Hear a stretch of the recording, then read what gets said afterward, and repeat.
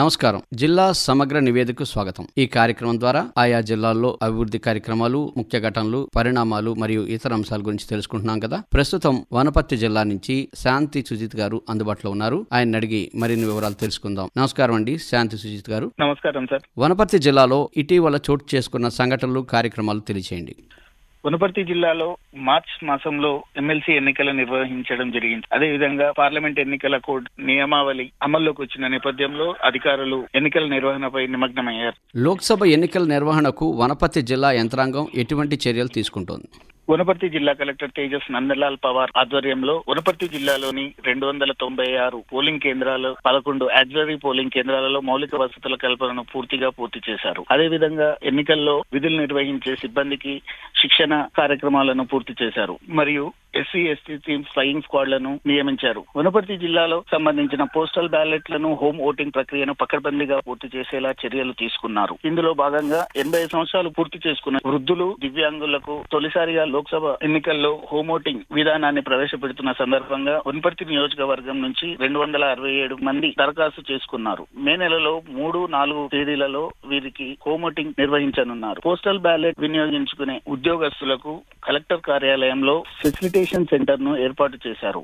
వనపర్తి జిల్లాలో ఎమ్మెల్సీ ఎన్నికలు ఎలా జరిగాయి? మార్చి 28వ తేదీన నిర్వహించిన ఉమ్మడి మామ్నార్ జిల్లా శాసన మండలి ఎన్నికల్లో భాగంగా వనపర్తి జిల్లా కేంద్రంలో ఆర్డీఓ కార్యాలయంలో 4వ పోలింగ్ కేంద్రాన్ని ఏర్పాటు చేశారు. ఈ పోలింగ్ కేంద్రంలో వనపర్తి నియోజకవర్గానికి సంబంధించి 218 మంది ప్రజాప్రతినిధులు తమ ఓటు హక్కును వినియోగించుకున్నారు. ఇందులో 123 మంది ఎంపీటీసీలు, 14 మంది జెడ్పీటీసీలు, 80 మంది కౌన్సిలర్లు, ఒక్క ఎక్స్ అఫీషియో మెంబర్ హోదాలో ఎమ్మెల్యే తన ఓటు హక్కును వినియోగించుకున్నారు. తొలిసారి 100% ఓటింగ్ ను వనపర్తి జిల్లాలో నమోదు చేశారు.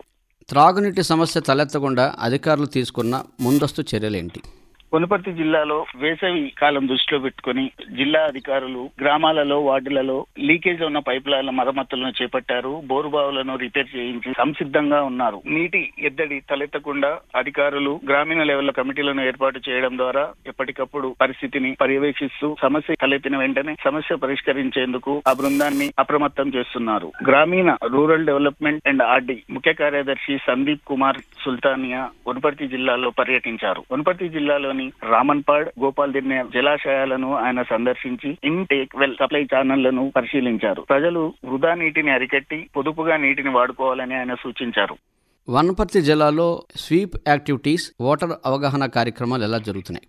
వనపర్తి జిల్లాలో జిల్లా కలెక్టర్ తేజస్ నందలాల్ పవార్ ఆదేశాల మేరకు స్వీప్ నోడల్ అధికారి రామమహేశ్వర్ రెడ్డి ఆధ్వర్యంలో ప్రభుత్వ, ప్రైవేట్ కళాశాలలలోని విద్యార్థులకు ఓటర్ అవగాహన సదస్సులను నిర్వహించారు. ఇందులో భాగంగా గురుకుల పాఠశాలలో ఏర్పాటు చేసిన ఓటర్ అవగాహన సదస్సుకు ముఖ్య అతిథిగా రిటర్నింగ్ అధికారి నాగేష్ పాల్గొన్నారు. ఈ సందర్భంగా ఆయన మాట్లాడుతూ 18 సంవత్సరాలు నిండిన యువత తమ ఓటు హక్కును ఓటరుగా నమోదు చేసుకుని ఓటు హక్కును వినియోగించుకునేలా చైతన్యం చేయాలని సూచించారు. ఓటర్ ప్రాధాన్యతను వారికి అవగాహన కల్పించారు.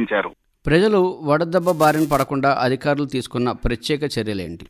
వనపర్తి జిల్లాలో ఎండ తీవ్రత వారం రోజులుగా అధికమైన నేపథ్యంలో జిల్లా కలెక్టర్ తేజస్ నందలాల్ పవార్, వైద్య ఆరోగ్య శాఖ అధికారి జయ చంద్ర మోహన్ గారు 2 దఫాలుగా గ్రామీణ, మండల స్థాయి వైద్య ఆరోగ్య శాఖ అధికారులతో టెలికాన్ఫరెన్స్ నిర్వహించారు. రద్దీగా ఉన్న ప్రదేశాలలో, జనసాంద్రత గల ప్రదేశాలలో చలివేంద్రాలను ఏర్పాటు చేయడం ద్వారా మంచినీటిని అందించాలని, అదేవిధంగా ప్రతి కార్యాలయంలోనూ చలివేంద్రాలను ఏర్పాటు చేయాలని సూచించారు.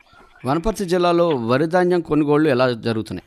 వనపర్తి జిల్లా వ్యాప్తంగా వరి కొనుగోలు కేంద్రాలను అధికారులు ఏర్పాటు చేశారు. ఇందులో భాగంగా 242 వరి కొనుగోలు కేంద్రాలను ఏర్పాటు చేసి ఇప్పటి వరకు 2878 మెట్రిక్ టన్నుల వరి ధాన్యాన్ని సేకరించారు. 2 లక్షల మెట్రిక్ టన్నుల ధాన్యాన్ని సేకరణ అంచనాతో అధికారులు వరిధాన్య కొనుగోలు కేంద్రాలను ఏర్పాటు చేసి వరిధాన్య కొనుగోలు కేంద్రాల వద్ద రైతులకు ఎటువంటి ఇబ్బందులు కలగకుండా వరిధాన్యం కొనుగోలు చేసిన 24 గంటల్లో ట్యాప్ ఎంట్రీ చేయడం, 48 గంటల్లో రైతుల ఖాతాలో నగదు చేసేలా చర్యలు తీసుకుంటున్నారు. ఇదండి వనపర్తి జిల్లా నుంచి శాంతి సుజిత్ గారు అందించిన జిల్లా సమగ్ర నివేదిక. మరో రోజు మరో జిల్లా నుంచి సమగ్ర నివేదిక విందాం. అంతవరకు సెలవు. నమస్కారం.